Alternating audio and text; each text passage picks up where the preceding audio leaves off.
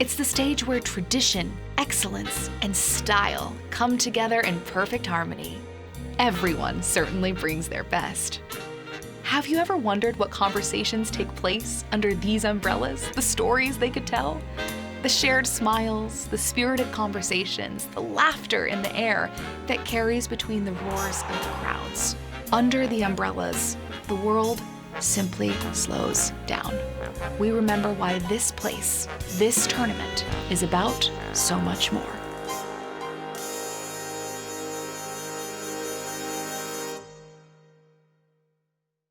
Hi, I'm Kira K. Dixon, and today Michael Strahan is under the umbrellas. Welcome, Michael. Thank you for putting me under the umbrella. It's shady.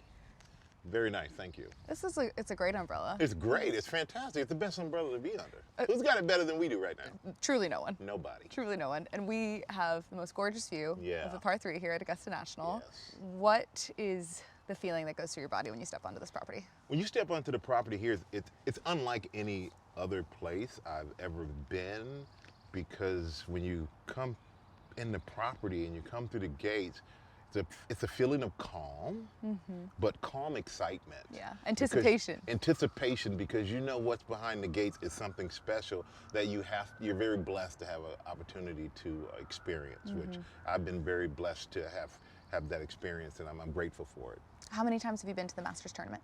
I think 4 or 5 times. The first time I came here with Sports Illustrated. Oh. Back in the 90s, the first year Tiger won. Oh. And wow. Yeah, what was that like? It was insane. You realize you're witnessing history, but you don't realize until like now I look back and go, I was there. And Sports Illustrated took their cover, Tiger, after he won, and they took my lanyard and they framed it for me and sent it, and it's like one of my most prized possessions in my man cave. Wow. And that is a really good one. That's a flex. It's awesome, and that was my first time here.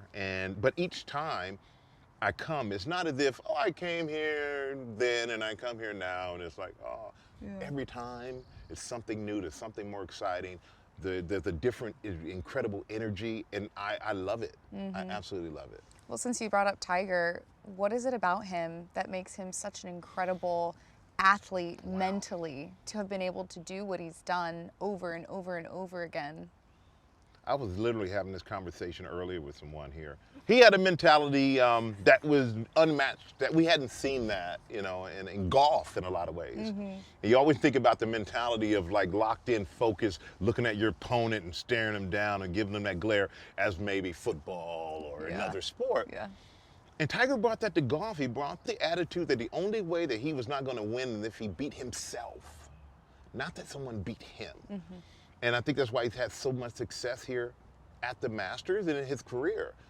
He just brought a unique element to the game of golf, and he brought so much more interest and eyeballs to the game. His mark on the game will never be forgotten. I don't know if we'll see anybody else with that attitude and mentality again. How did you get into golf? Tiger Woods. That makes sense. When I came into the Masters, and the first time he won, I wasn't like I was a golfer. And I used to get invited on a lot of golf trips, and I used to say no, because I didn't golf. And I think there's a misconception for people out there that, I don't want to go golf. I'm going to embarrass myself. I'm going to be the worst one out there. I'm going to suck. I'm going to this and that. Then I finally said, man, I'm turning down trips to incredible places, because golf courses are the most beautiful environments, on cliffs, looking at oceans, in the middle of beautiful forests. I don't want to miss that. So I'm going to say yes. And I started to say yes. And I quickly realized I don't want to be the worst out there. So I better get better at it. Then I realized all these people said they were good weren't as good as they said. They're not, no. And that was the trick. Do not be intimidated by other people telling you how great they are. You have to get out there and experience it for yourself. And you're not competing against them. You're competing against the course. You're competing against yourself. And I laugh at golf. You know why? Please tell me. I played a sport, 80, 100,000 people. They're screaming, they're hollering and doing all this stuff. They're throwing stuff at you. And then you got basketball. People are screaming and they're trying to shoot threes. You got baseball. People are yelling, trying to hit this 100-mile-per-hour fastball. But golf, everybody's quiet. It's you and yourself. It's almost louder. I'm like, somebody please say something. Save me from myself. No. And that's It's the just unique you thing out about there. golf. It's just you. And it's such a unique experience for someone who plays, they know that. And for those who haven't played, I hope they give golf a shot, because Yeah. I think that it's something I look forward to doing for the rest of my life. And it's the most fun I have with my friends. Yeah, I had that similar conversation with somebody earlier on this show of sometimes people will say, I need to get to this level and then I can go on the No. trip, or then I can go and actually play 18 holes, but that's just such a myth. No, that is a myth. Whatever level you're at, for me, I'm very patient, and I just love that people want to take up the game. So I get guys, oh, when I get better, I'll play with you. I'm like, no, let's play now. No, and then you'll get better. Then you'll get better. And for me, I play with a lot of LPGA players. Oh, like who? Albane Valenzuela, Oh, wow. Natalie Gilbert. So Wow. I'll play with them. And then there are a few kids. I have a place in the Bahamas who are, they're great golfers. They're in a golf academy. My friend Aiden, he's like a junior Bahamian champ for the last few years. Wow. He just turned 16 2 weeks ago. And it's tough when you got a kid at the time I'm playing. He's 15, he's out driving you. And he's a tiny little dude, and he's chipping and his putting and everything is perfection. And then another young kid, Alex, who's just got freshman in college, and Alex is like driving the ball 50. You can build a Walmart between our balls, between where his ball is and my ball, and it's humbling. But I also learned a long time ago that I played with gentlemen who were in their 80s. They don't hit the ball as far as I do, but they can beat you because they're just consistent. Everything is consistent. And you learn in golf, you don't chase. You just enjoy the flow of the game. Stay with it. Play your game. And you don't have to wait until you get on someone's level. Just play your game. How is your game? Depends on what day, what week, what part of the year. I'm in New York most of the time, in cold season, so that doesn't help my game. But when I can play enough, which I'm getting back into that this time of the year, I'm dangerous. Oh, watch out. Watch out. What's the best part of the game? Putting. Okay. Yeah, I'm a Okay. good putting. And, off the tee, I keep it, if I can keep it in the fairway, then I'm going to have a good day. So a lot of athletes, of course, play in a bunch of these pro-ams, and they're big, fast, strong. Their ball speed is crazy. Yeah. So it gets a little dangerous off I the swing tee. easy. Okay. I swing easy. I learned a long time ago, unless I want to have back surgery, then take it easy. What am I swinging so hard for? I'm not going to outdrive these guys. When the pros hit a golf ball, it sounds different. When me and my buddies hit the golf ball, sometimes it sounds like a car doing a back click, click, click, click. You can't start a car. Sometimes it sounds like a really, smooth thing. We are so inconsistent in the game that you can't take yourself that seriously with it. I just go out and I have fun, and there are days that I'm on, and there are days that I'm not. Sure. But I just love the game, and I love that challenge. Like I said, it's the only thing in my life, if I do it great, can't wait to get back and do it again. If I am awful, I can't wait to get back and do it again. There's nothing else in my life like that. Yeah. It keeps you coming back. Keeps me coming back. Do you enjoy playing in pro-ams? I like playing in pro-ams, but I like more playing with my friends and like people who are we just want to laugh, have fun, be competitive, against each other. And I know that's really it for me. It's about just being in the right environment that I can compete in, but also just having fun with people.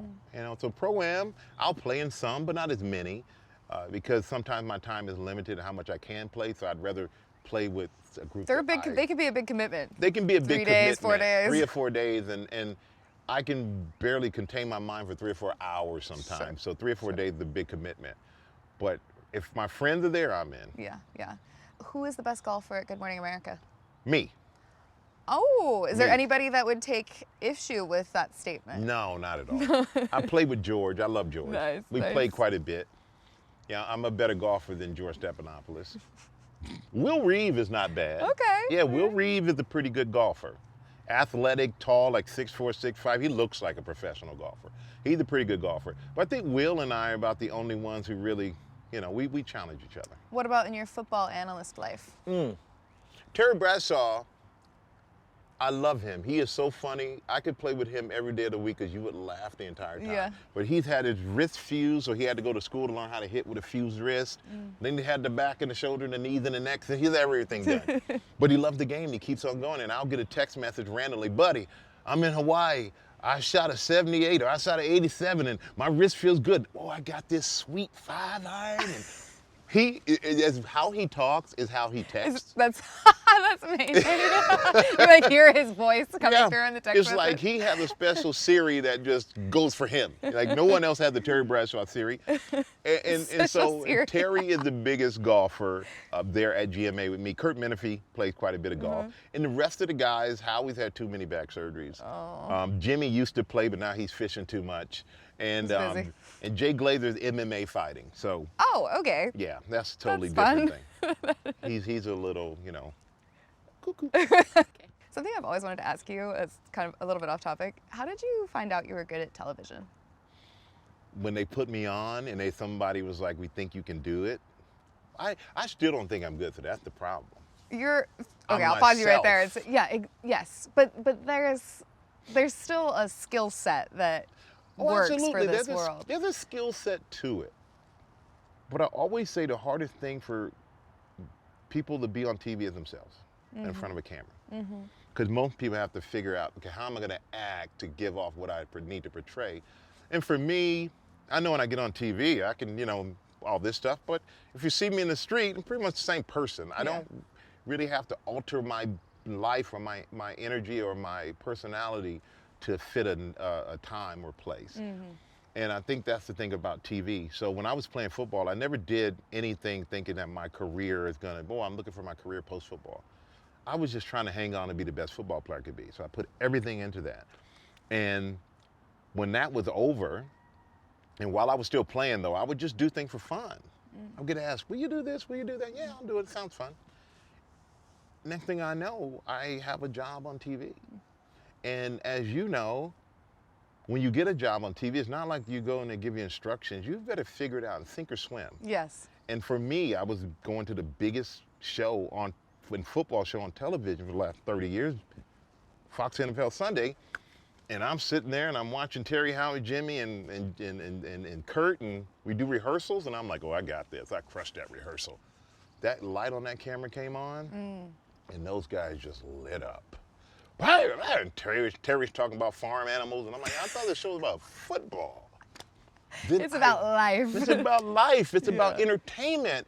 People sit in meetings all day during the week. Do you want to watch a football show on a Sunday and feel like you're sitting in another meeting at work? No. This is your escapism. No. So for us, our show is about entertainment. So I learned that from those guys, the entertainment side of it. And I've just been a good student of what's watching the people next to me.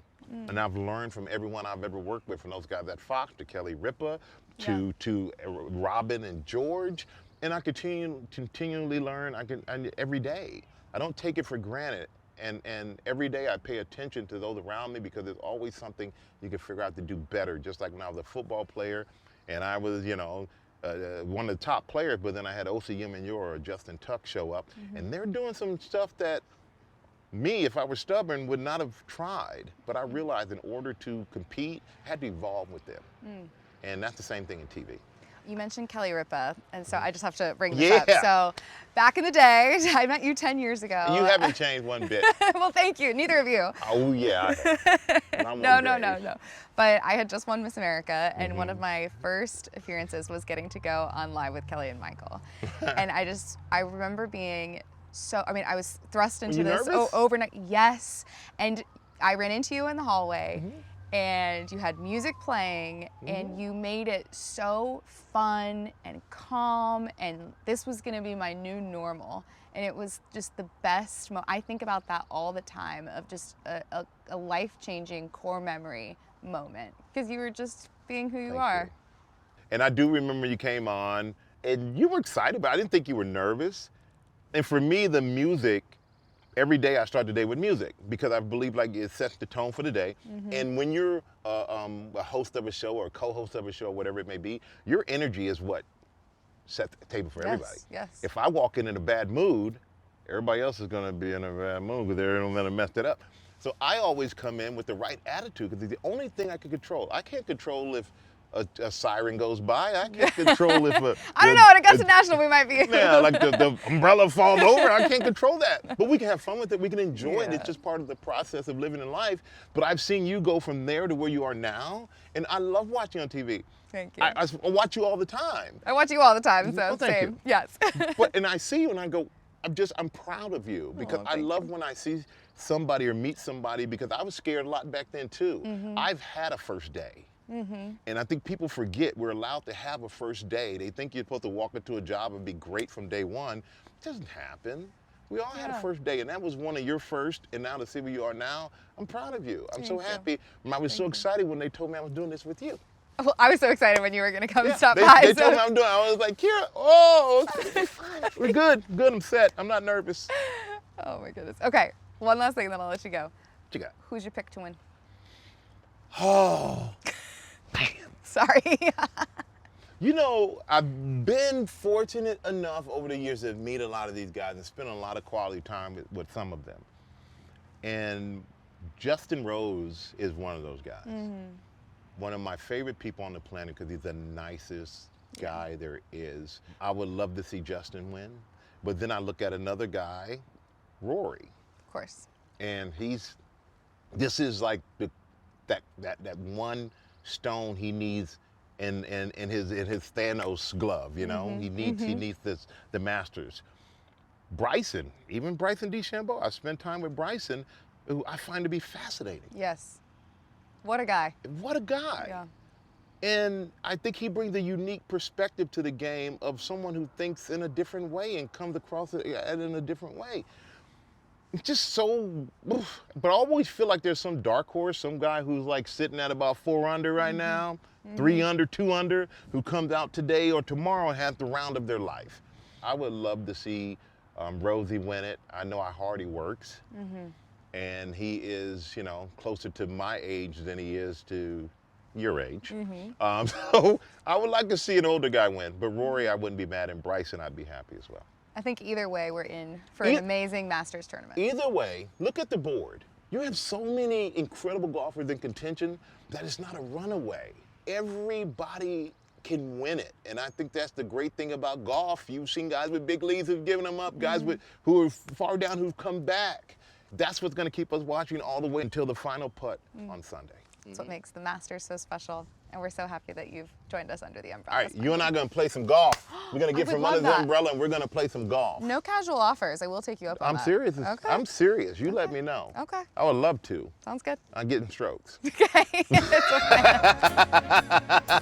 Thanks, Michael. Thank you. Thank you.